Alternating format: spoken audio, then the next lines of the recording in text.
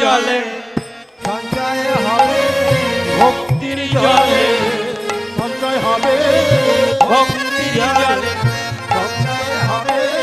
হৃদয়ে মন্দির সুন্দর হলে আরে ভক্তি জলে সঞ্চয় হবে, হৃদয়ে মন্দির সুন্দর হলে আরে ভক্তি জলে সঞ্চয় হবে, হৃদয়ে মন্দির সুন্দর হলে ভক্তি জলে সঞ্চয় হবে।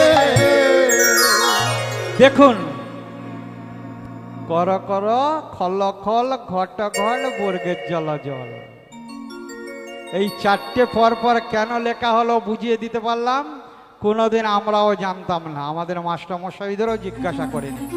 বীরসিংহের সিংহ শিশু বিদ্যাসাগর মানুষকে সঠিক পথে আনার জন্য কি তার লেখনী, কি তার ভাবনা, কি তার দূরদর্শিতা।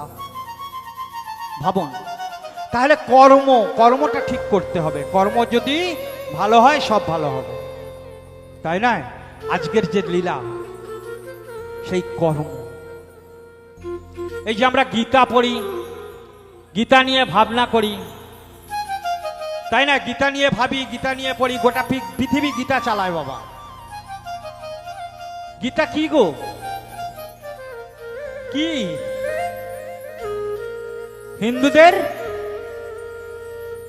মহান ধর্মগ্রন্থ, তাই না?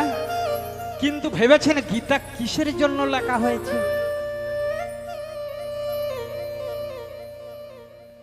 কর্মকে বোঝানোর জন্য।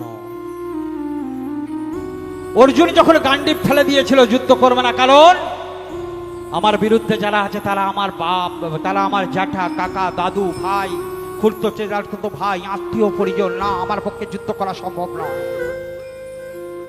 আমি যুদ্ধ করব না।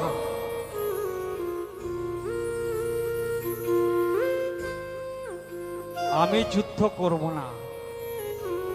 ওই অর্জুনকে যুদ্ধে কেবলমাত্র রাজি করানোই গীতা। 700 শ্লোক হয়ে গেছে, এটাই গীতা, আর কিচ্ছু নয় গীতার মধ্যে।